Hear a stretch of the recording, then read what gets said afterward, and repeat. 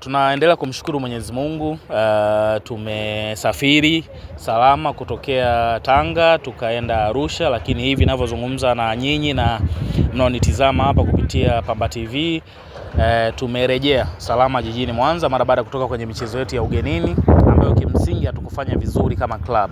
Tunafahamu namna ambavyo mnajisikia, tunafahamu vile ambavyo mnaumia kutokana na matokeo ambayo tumeyapata.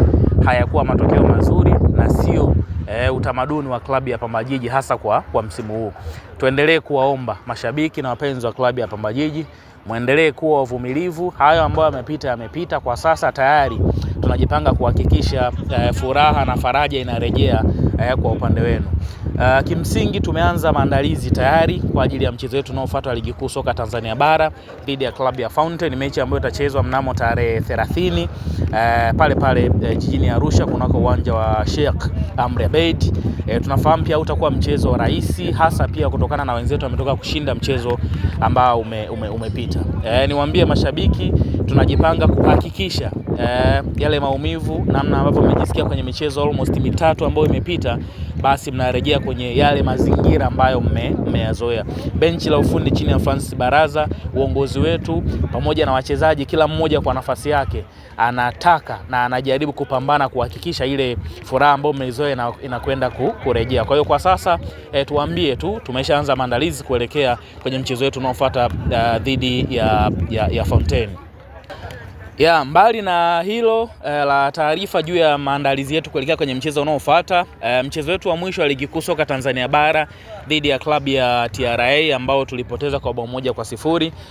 Tulipata changamoto kidogo kwa sababu mchezaji wetu Matthew Tegisi Momanyi alipata majeraha na kushindwa kuendelea na mchezo ule, na ilibidi akimbizwe hospitalini kwa ajili ya matibabu zaidi kutokana na changamoto ambayo aliipata. Sasa tunaye daktari wetu hapa Frank Grayson aweze kutueleza nini ambacho kilimsibu Matthew Tegisi Momanyi, lakini pia anaendeleaje.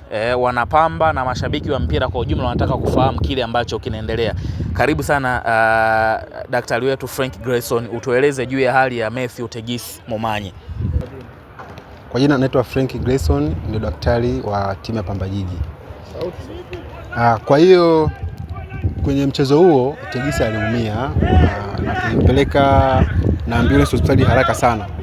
Lakini baada ya vipimo kufanyika tuligundua kwamba amepata ankle sprain. Alipata ankle sprain na ilikuwa grade 2. Kwa Kiswahili naweza nikasema inaitwa kutenguka kifungo cha mguu grade namba 2. Ambayo hiyo inahitaji tu matibabu ya kupumzisha mgonjwa, na kuna matibabu mengine tunaendelea nayo ya physiotherapy. Tunaamini atakuwepo uwanjani siku 5 baada ya kupata majeraha hayo. Ataanza kufanya training ndogo pamoja na wachezaji. Kwa hiyo ndani ya wiki moja tunaamini atakuwa ashajiunga na timu.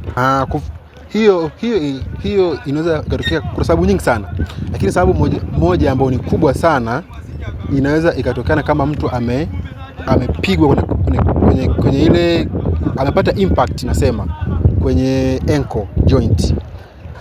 Wakati mwingine inaweza ikatokana na mtu labda amekanyaga vibaya, amekanyaga mpira vibaya, au amekanyaga sehemu mbaya ya uwanja akapata hiyo kutenguka kwa mguu, au inaweza ikatokana na quick turn, mtu amegeuka haraka sana, au kama unakuta mtu amegeuka haraka sana, ile quick turn ya ankle inaweza kusababisha hiyo sprain.